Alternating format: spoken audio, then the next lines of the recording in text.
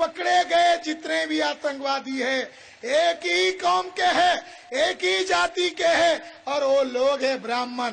शंकराचार्य पांडे ब्राह्मण, प्रज्ञा ठाकुर ब्राह्मण, असित चटर्जी उर्फ असीमानंद जिसने खुद पुलिस को लिख के दिया कि मोहन भागवत के कहने पर एक ही जगह मैंने बम ब्लास्ट किए, इसने कन्फेशन दिया, ये भी ब्राह्मण।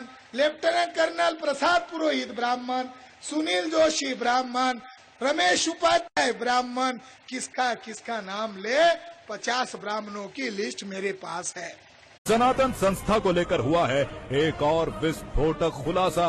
एटीएस की टीम ने किया है सनातन संस्था के एक पदाधिकारी के घर में बमों की फैक्ट्री का पर्दाफाश।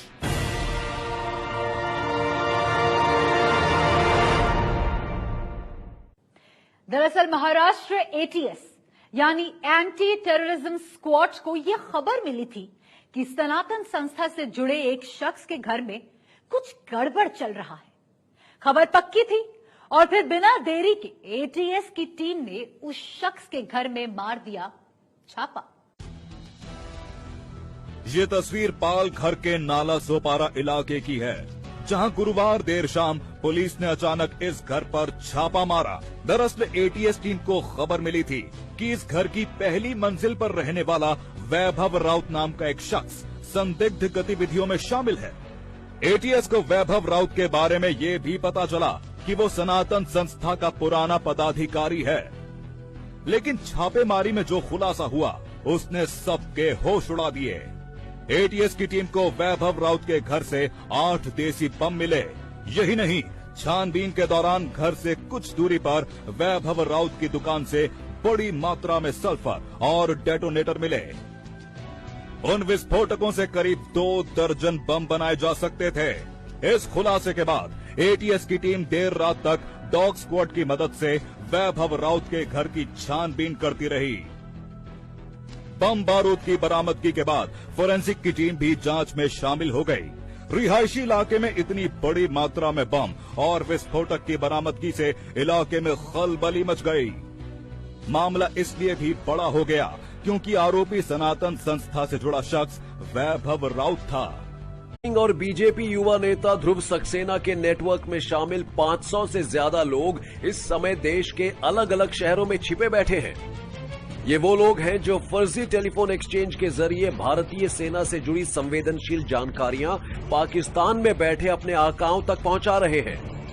देश के साथ गद्दारी के आरोप में गिरफ्तार बलराम सिंह ने यूपी और एमपी में फैले इस रैकेट के बारे में कई सनसनीखेज खुलासे किए हैं।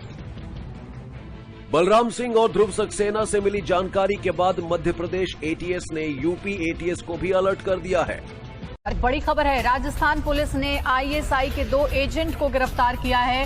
राजस्थान के श्रीगंगानगर और बीकानेर से इन जासूसों को गिरफ्तार किया गया है। पहले जासूस का नाम विकास कुमार है, जो कि आर्मी एम्यूनिशन डिपो में कार्यरत था, और दूसरे का नाम चिमन लाल है, जो महाजन फील्ड फायरिंग रेंज में कॉन्ट्रैक्ट कर्मचारी था। खबर हम आपको बता दें, जम्मू कश्मीर में लश्कर तैयबा का एक आतंकी पकड़ा गया है। इस आतंकी का नाम संदीप कुमार शर्मा है और ये यूपी के मुजफ्फरनगर का रहने वाला है। लश्कर कमांडर बशीर लश्करी से मुठभेड़ के दौरान आदिल उसी घर में छिपा था। हमारे साथ हमारे संवाददाता आरिफ बिलाल जुड़ रहे हैं। आरिफ, क्या खबर है, क्या अपडेट है, कौन है ये आतंकी? देखिए, संदीप कुमार जो है ये यूपी का रहने वाला है, लेकिन ये यहाँ पे कश्मीर में लश्कर के साथ काम करता था और इसको अब दर दबोचा गया है और इसने यहाँ पे अपना कोड नाम जो है वो आदिल रखा हुआ था। पुलिस का मानना है कि ये बशीर लश्करी, जो लश्कर का कमांडर हाल फिलहाल में ही अनंतनाग में मारा गया था, उसका एक करीबी साथी था और जब उसको मार गिराया गया तो ये भी उसी मकान में छुपा हुआ था। लेकिन इसने अपने आप को वहां सिविलियन लोगों के साथ ये वहां से बच निकलने में कामयाब हुआ, क्योंकि याद होगा आपको कि उस दिन पुलिस ने 17 लोगों को बाहर निकाला था, तो उन्हीं के साथ ये भी घुल मिल के बाहर निकल आया था। लेकिन पुलिस ने जब इसकी पूछताछ की तो बड़े भयानक जो सच है वो सामने आए हैं। तो इसने अपने इंट्रोगेशन के दौरान बताया है कि ये कई जो आतंकी हमले हुए हैं साउथ कश्मीर में और वहां पे जो बैंक लूटे गए हैं, जो एटीएम्स लूटे गए हैं, उनमें इसका साथ रहा है, उसमें ये शामिल रहा है।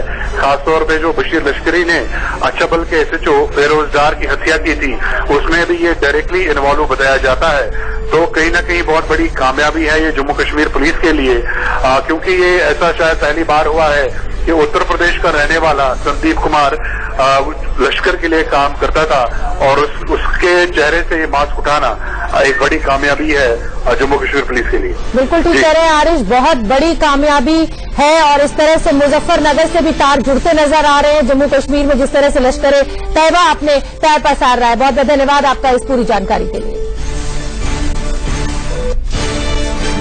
यहाँ रुकेंगे एक छोटे से ब्रेक के लिए, फौरन हाजिर होते हैं।